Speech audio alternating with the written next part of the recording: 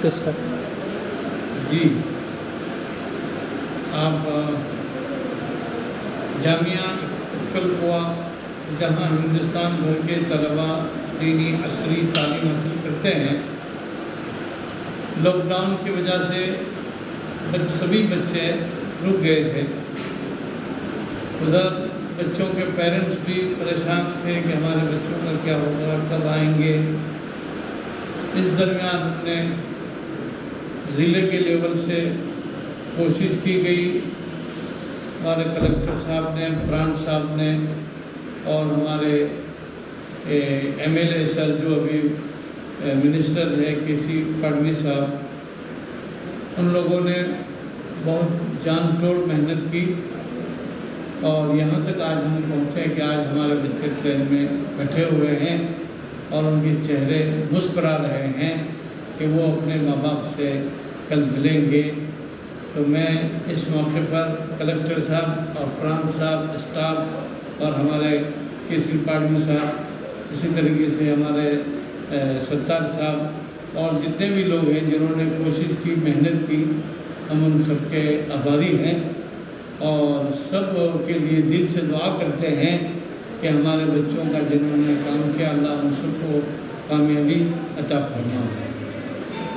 ये 2 ट्रेन जा रही है और इंशाअल्लाह आइंदा कल 2 ट्रेन जाएगी। उसके बाद प्रांत साहब से भी बात हुई है, कलेक्टर साहब भी इसी मूड में है कि कलकत्ता, आसाम, कुछ बिहार के जो तलबा हैं उनके लिए भी इंशाअल्लाह एक दो दिन में ट्रेनें रवाना कर दी जाएगी। तो हम रेलवे के भी बड़े आभारी हैं, स्टेट गवर्नमेंट के भी हम आभारी हैं। ख़ासतौर उद्धव साहब, हमारे महाराष्ट्र के चीफ मिनिस्टर के, इन्होंने बड़ी कोशिश से ऐलान ही कर दिया कि जितने भी रुके हुए मज़दूर हो, बच्चे हो, तालीमी याफ्ता हो, उन सब को जो है स्टेट उनको उनके घर पर पहुंचाएगी। तो मैं महाराष्ट्र सरकार का सभी का मैं आभारी हूँ। इसी तरीके से हमारे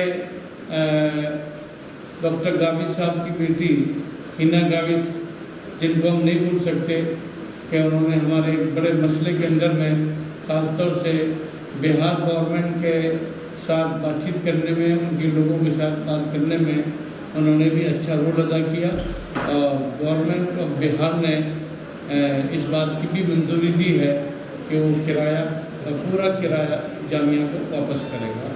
तो मैं इन सब पर सभी का आभारी हूँ। Thank you.